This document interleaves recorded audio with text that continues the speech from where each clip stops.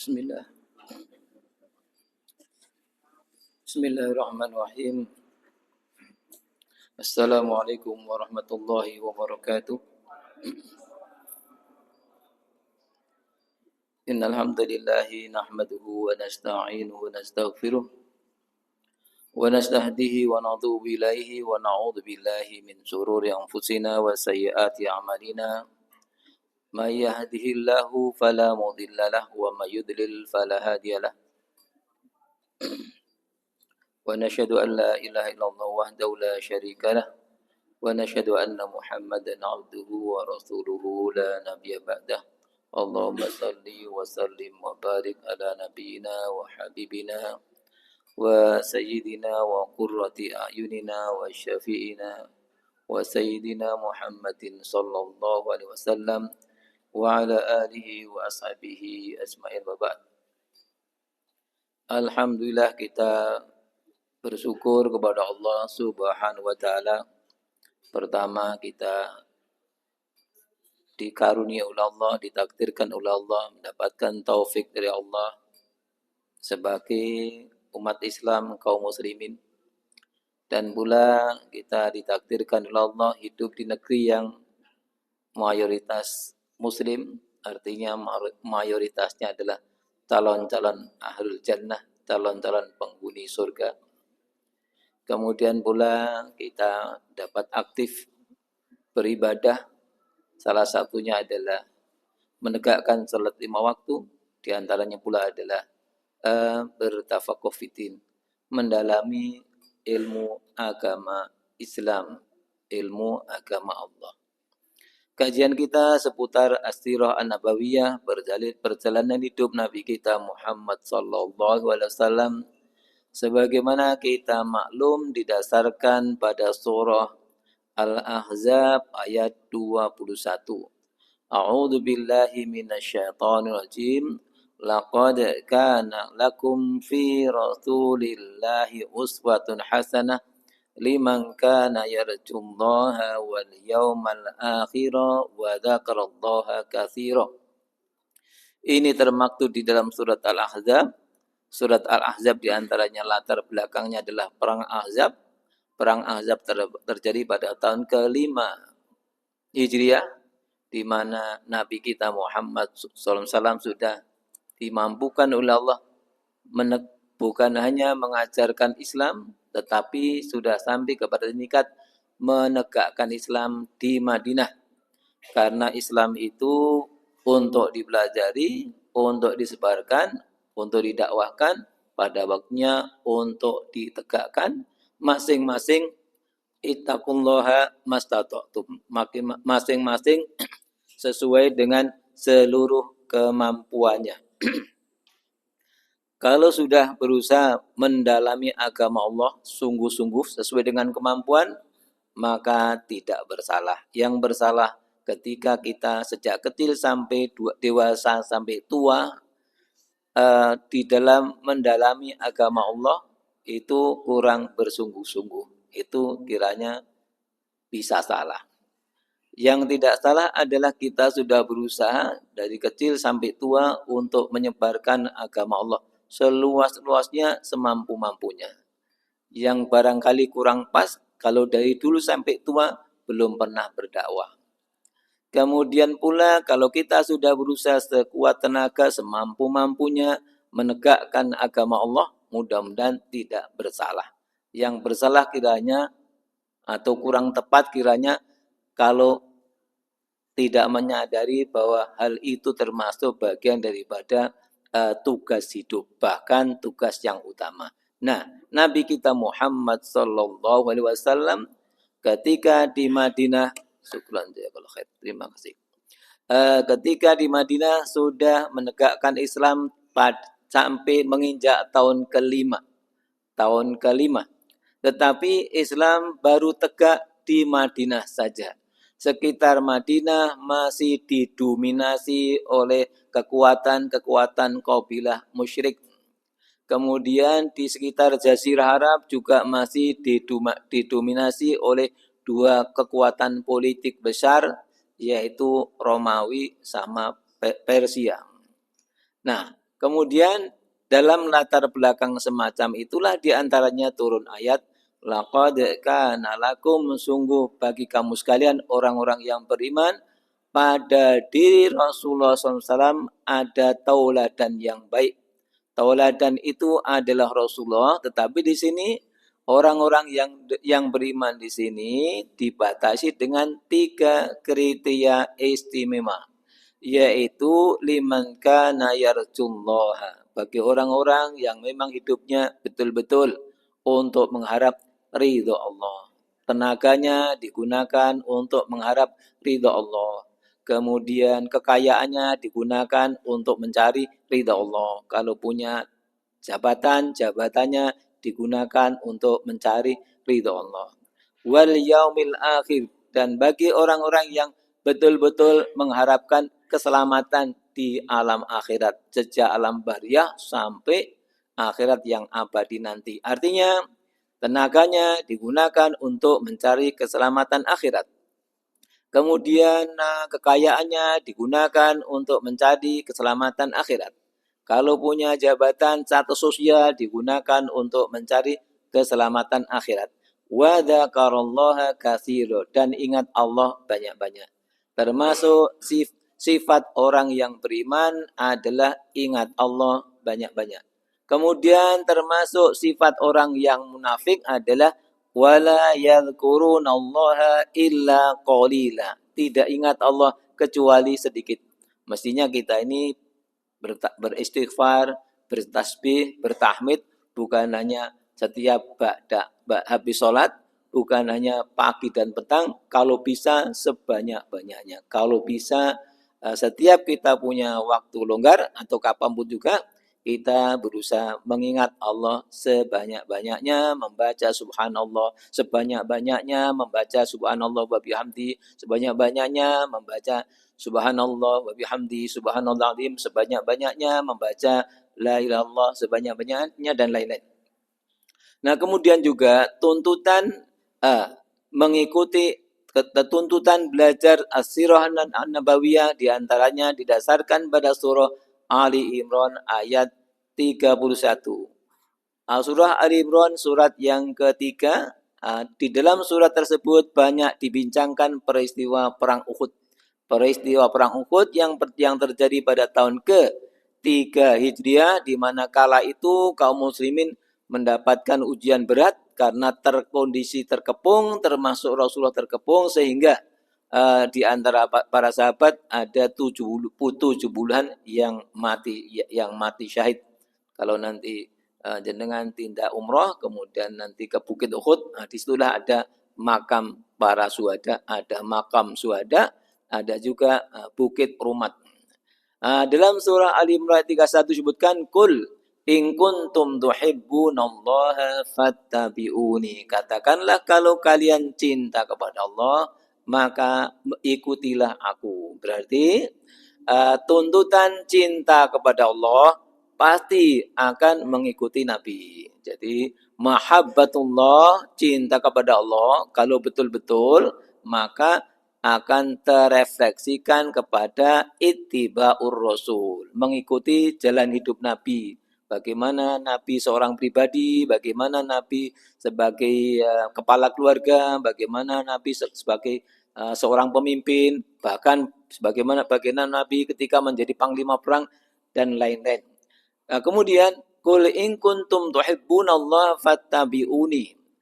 Maka dituntut paling tidak 2, membaca sirah Nabi, sejarah Nabi Muhammad SAW sebanyak-banyaknya, sedetail-detailnya, mendengarkan dan atau membaca hadis-hadis Nabi juga sebanyak-banyaknya.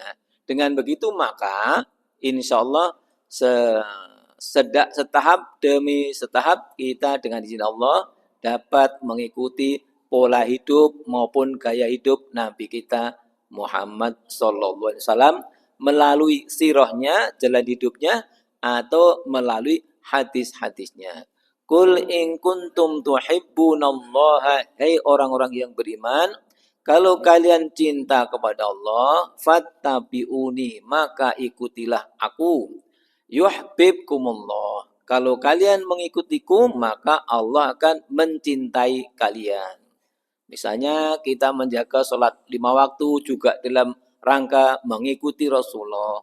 Kita menjaga sholat-sholat sunnah rawatib juga dalam mengikuti contoh Rasulullah. Nah, akhirnya akan mendapatkan yuhibbukumullah, akan mendapatkan mahabbatullah, kecintaan Allah. Jadi kecintaan Allah itu didapat dengan mengikuti Rasulullah. Kecintaan Allah didapat dengan mengikuti Rasulullah.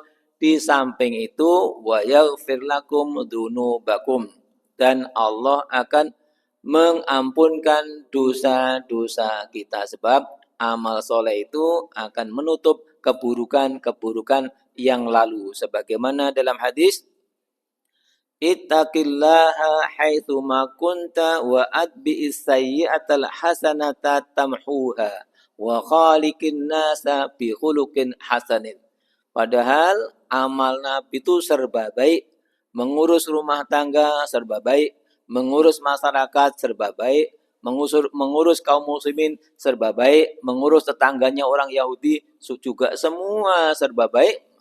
Ketika menjadi kepala kerajaan atau kepala negara kecil di Madinah, otomatis serba baik. Nah, yang baik-baik, kerja-kerja yang baik itu akan menghapus atau menutup keburukan-keburukan yang lampau. Ittaqillaha haitsu ma kunta, bertakwalah kepada Allah di mana saja engkau berada. Wa atbi'is sayyi'ata alhasanata tamhuha, ikutilah yang buruk dengan yang baik-baik agar menghapusnya. Jadi kalau zaman dulu kala barangkali kita punya kerja-kerja setengah baik atau kurang baik, nah di akhir-akhir umur kita ini kita tutup dengan yang baik-baik yang luar biasa. Mudah-mudahan yang buruk-buruk yang lalu insya Allah terhapus. Wa atbi'is sayyi'ata alhasanata tamhuha, ikutilah yang ikutilah yang buruk-buruk dengan yang baik agar dapat menghapusnya. Wa khaliqin nasa bi khuluqin hasanin, dan berakhlaklah kepada manusia dengan akhlak yang baik.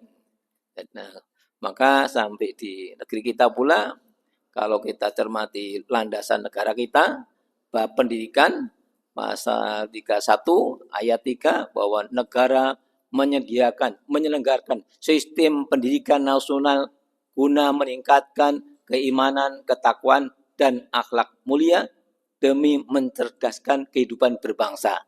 Jadi asalnya negeri kita itu kecerdasannya berbasis iman, takwa, dan akhlak mulia. Itu konsepnya. Adapun apa yang terjadi, ya wallahu a'lam bishawab. Qul in kuntum tuhibbunallaha fattabi'uni yuhibbukumullah wa yaghfir lakum dzunubakum wallahu ghafurur rahim. Maka akhlak Nabi adalah sangat-sangat luar biasa. Disebutkan pula bahwa Rasulullah bersabda, wa utitu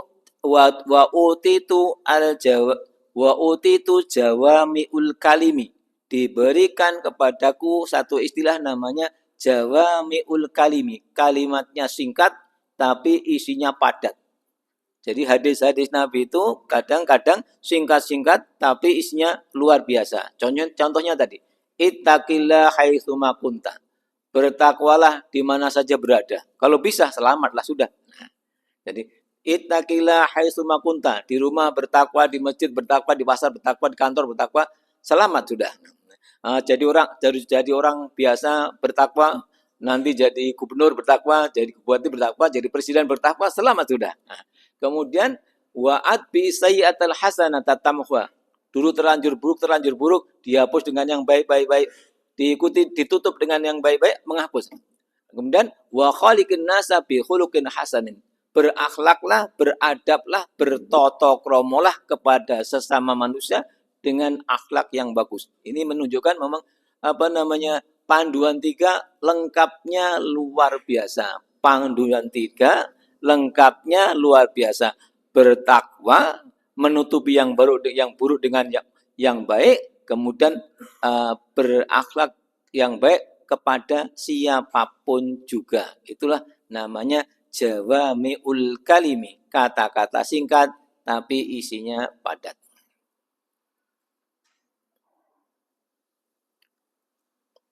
Kemudian Nabi kita Muhammad sallallahu alaihi wasallam ini yang Senin lalu sudah kita coba angkat, yaitu awal surah Al-Ahzab, kemudian kita angkat sekarang di akhir surah Al-Ahzab. Kita membahas surah Al-Ahzab berkaitan dengan amal Nabi kita Muhammad sallallahu alaihi wasallam, mengingat Nabi kita Muhammad sallallahu alaihi wasallam itu tauladan seluruh umat Islam, bukan tauladan umat Islam yang sedang di masjid saja, yang sibuk taklim saja. Semua umat Islam itu tauladannya adalah Nabi kita Muhammad sallallahu alaihi wasallam.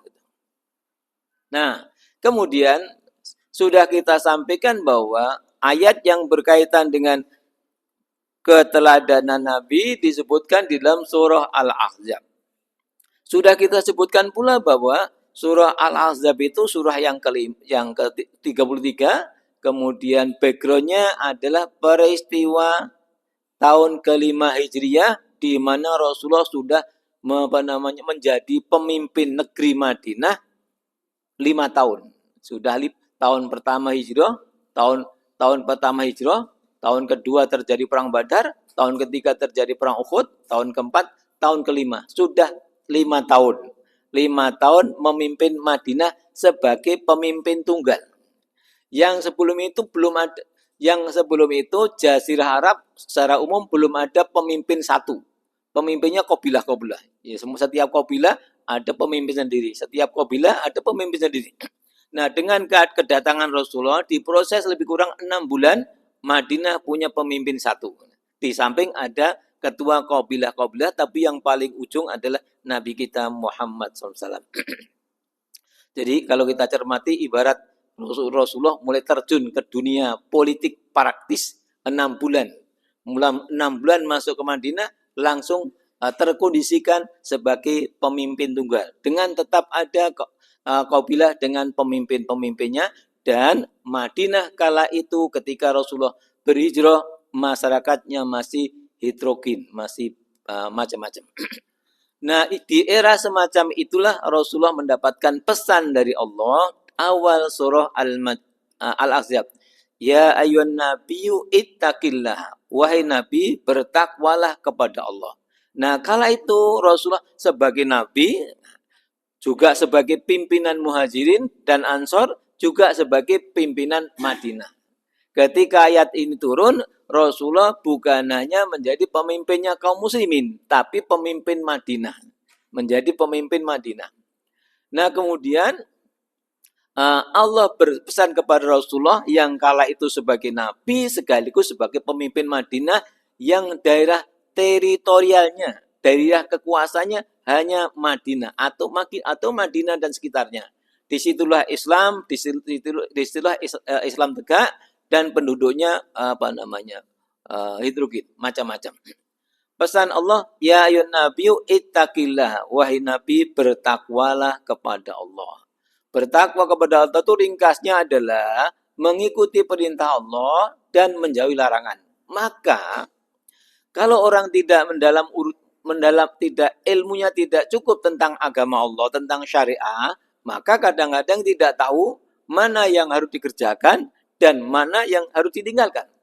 Ketika tidak tahu, maka kemungkinan takwanya tinggi agak rumit sedikit karena jalannya tidak tahu. Jadi takwa itu kalau ringkasnya adalah bahasa Arabnya imtithalu awamirillahi wajtinabu nawahihi. Takwa itu bahasa ringkasnya adalah melaksanakan perintah-perintah Allah dan menjauhi larangan-larangannya. Pesan Allah, wahai Nabi, bertakwalah kepada Allah. Itu nanti sudah ketika hidup dibangun di atas ketakwaan, punya rambu-rambu sendiri, punya rambu-rambu hidup sendiri, beda dengan rambu-rambu hidupnya orang munafik, dan beda dengan rambu-rambu hidupnya orang kafir. Maka pesan Allah, wahai Nabi, bertakwalah kepada Allah, jangan mengikuti orang-orang kafir karena mereka punya jalan hidup sendiri. Wal munafikin, jangan mengikuti orang-orang munafik karena orang munafik itu meskipun dohirnya Islam tapi punya jalan hidup sendiri berbeda dengan Islam. Innallaha kana aliman hakima. Allah itu maha tahu mana orang-orang kafirnya kala itu, mana Allah juga maha tahu mana orang-orang munafik yang menyelinap di tubuh kaum muslimin, itu Allah maha tahu. Hakiman, Allah itu maha bijaksana, termasuk perintah Allah yang 3 ini sangat-sangat bijak, yaitu bertakwalah kepada Allah, jangan ikut orang kafir, jangan ikut orang munafik.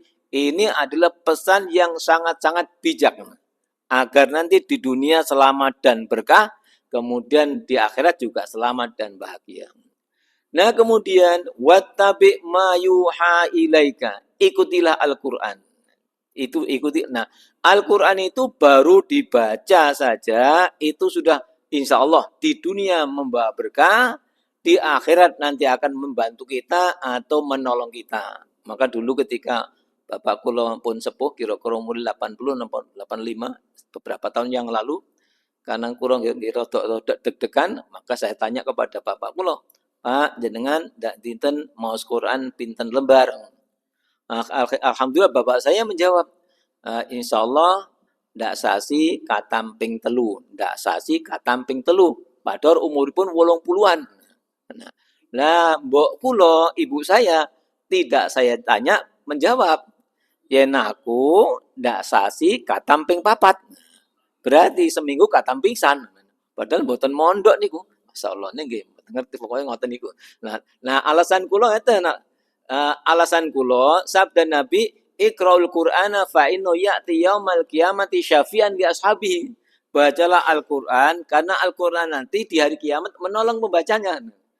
So ya salatnya juga membantu, sedekahnya membantu, tapi yang disebutkan dalam hadis ini Quran akan menolong pembacanya gitu. Nah, berdasarkan itu saya tanya kepada bapak saya ben kula tentrem ngoten.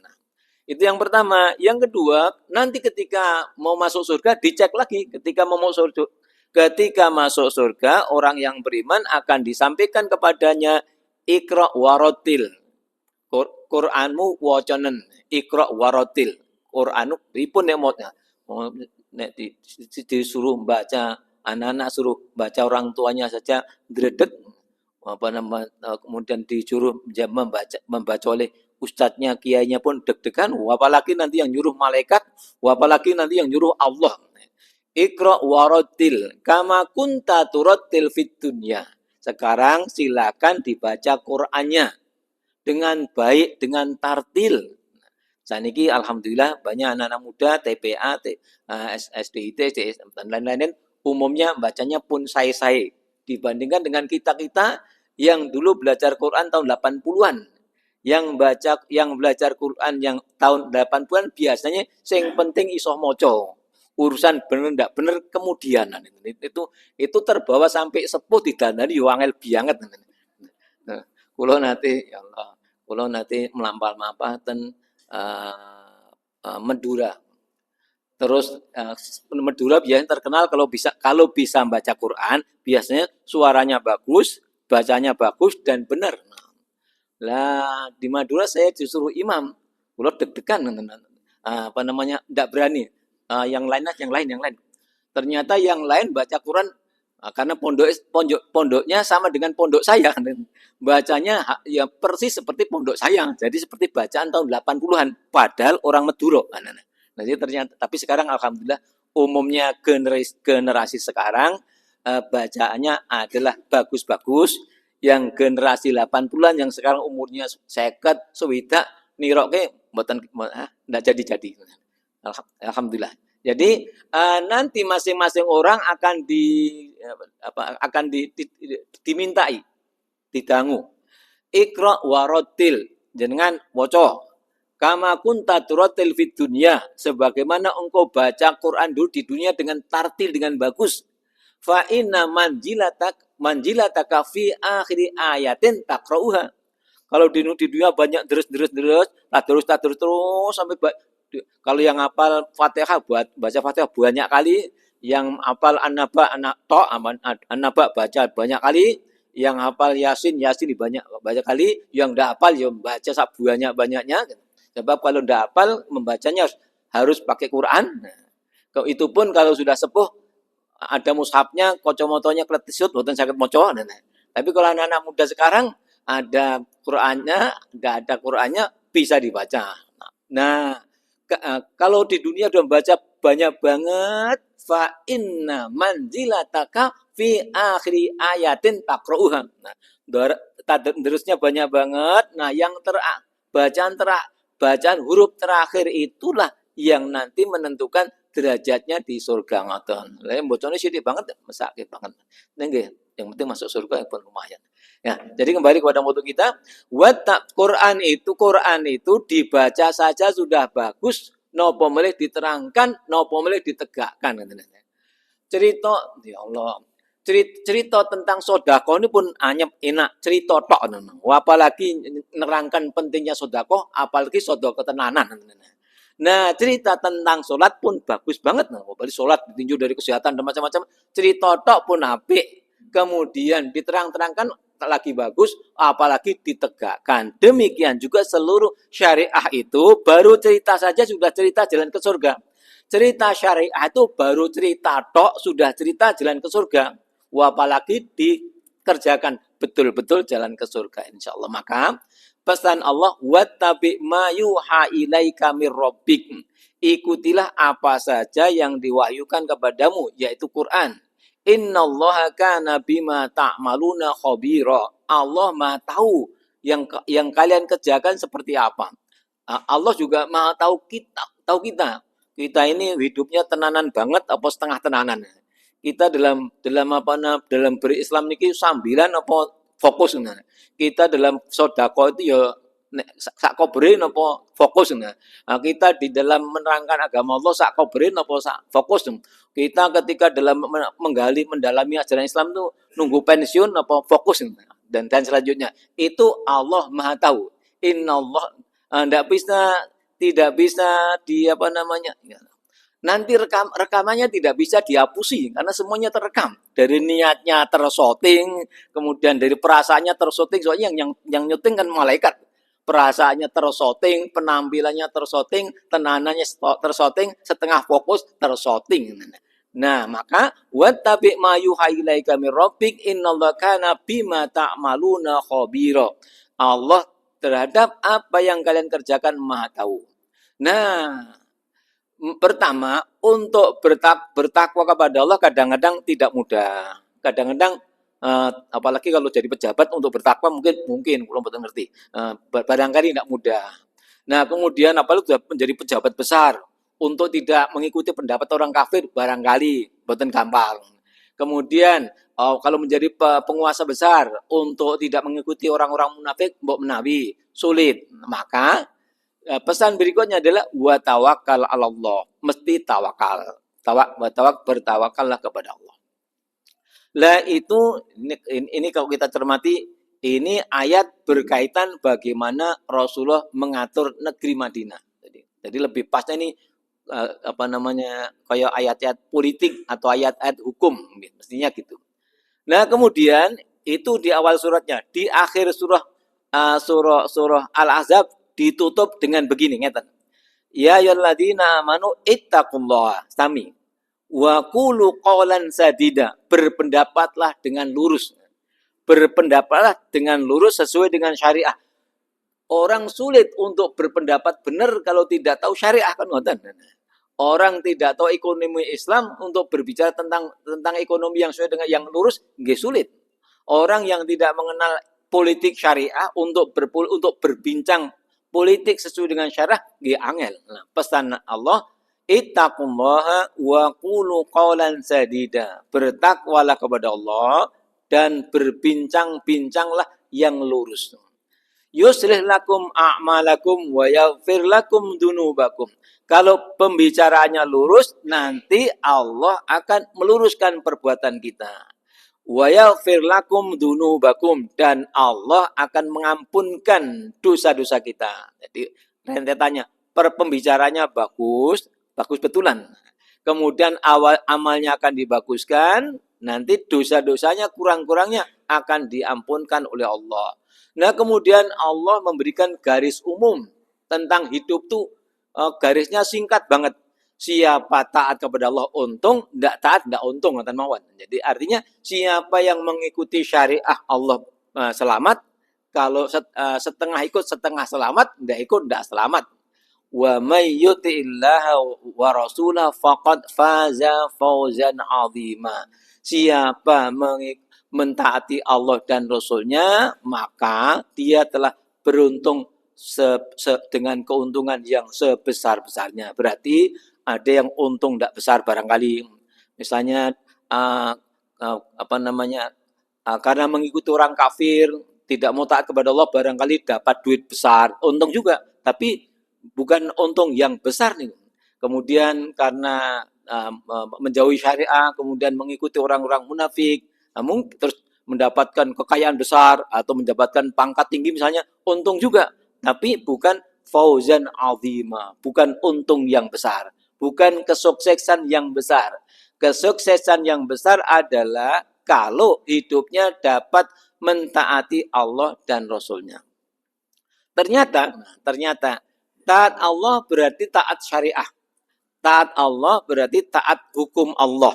Taat Allah, maka sampai tahun 60-an sampai siapa? Sampai Pak Hamka buat syair lagu panggilan jihad, hukum Allah tegakkan, hukum Allah tegakkan. Nah, ternyata mengikuti syariah berarti mengikuti hukum Allah.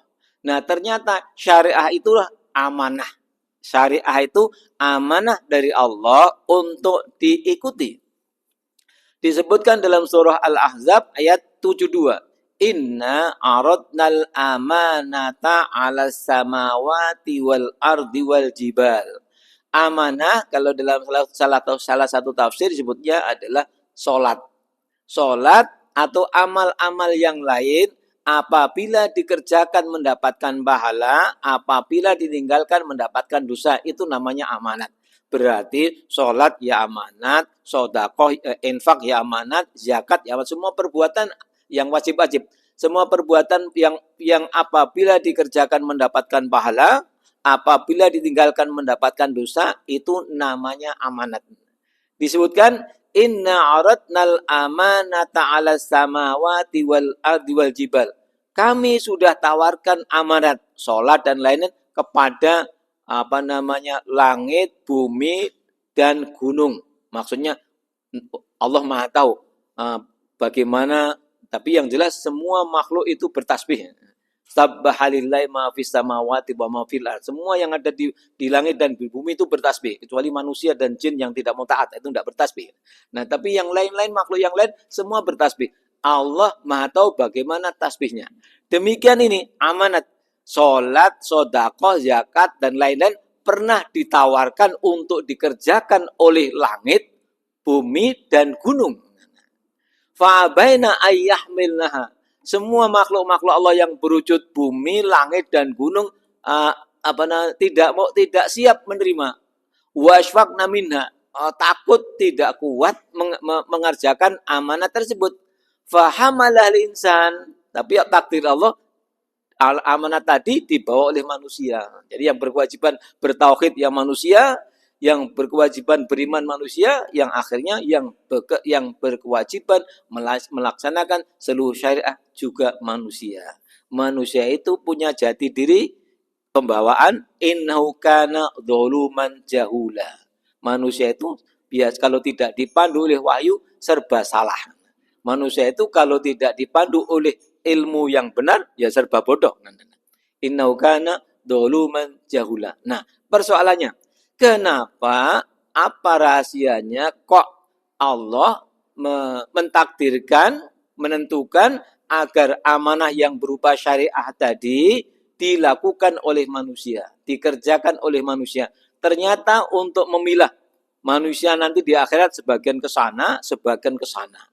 liyu'adziballahul munafikin. Dengan amanah tadi Allah akan menyiksa orang munafik laki-laki dan wanita. Liyu'adziballahul munafikina wal munafiqat. Agar dengan berdasarkan amanah tersebut Allah akan menyiksa orang munafik laki-laki dan wanita atau orang yang pura-pura Islam padahal tidak. Orang yang pura-pura dakwah padahal boten. Orang yang pura-pura sholat padahal tidak sholat. Apa namanya munafik itu dohirnya Islam tapi batinnya kafir. Siapa yang tahu? Yang tahu hanya Allah. Yang tahu siapa orang munafik itu adalah yang tahu adalah Allah. Maka dulu ketika turun surah At-Taubah menyebutkan orang munafik itu begini-begini. Minhum di antara mereka sifatnya begini, di antara mereka sifatnya begini. Sampai umumnya banyak sahabat khawatir. Jangan kalau nanti sifatnya disebutkan banyak-banyak, jangan-jangan sebagian sifat menempel pada mereka gitu sampai khawatir. Liyu'adziballahu munafikina wal munafiqat. Maka Masya Allah. Ayat ini turun pada sekitar tahun ke-5 Hijriah. Padahal tadinya yang paling menghambat Islam ketika Rasul di Madinah 3 kelompok Yahudi. Bani Qainuqa, Bani Nadir, Bani Quraidah. Nah, sekitar tahun ke-5 tiga-tiganya sudah terusir tidak berada di Madinah. Karena setelah perang Badar tahun kedua Bani Qainuqa diusir karena melanggar perjanjian. Kemudian setelah perang Uhud Bani Nadir diusir karena melanggar perjanjian. Setelah perang Ahzab Bani Quraidah dihukum bunuh karena berperang membela musuh. Nah, berarti yang di Madinah tinggal musuh dalam selimut, yaitu orang yang dohirnya muslim tapi Allah Maha tahu ternyata munafik. Itu nanti kerjanya menyerimpeti sejak perang Uhud sampai nanti perang Tabuk. Jadi sejak tahun ketiga sampai tahun ke-9 itu masih ngerecokin. Dan adabnya Rasulullah dan juga para sahabat harus mensikapinya secara dohir.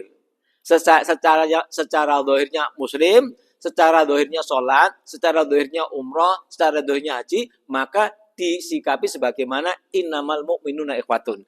Adapun hatinya itu diserahkan kepada Allah. Nah, nanti biasanya ketika muncul masa-masa kritis, masa-masa geger, masa-masa perang, itu agak-agak kelihatan karena sering-sering tanda utamanya adalah berpihak kepada musuh. Di antara tanda utama ini barangkali yang mungkin yang menyebabkan perang di Hamas atau di Palestina itu agak berat-berat sedikit, barangkali banyak juga misalnya bermunculan di sana sini orang munafik, barangkali wallah alam bisawab.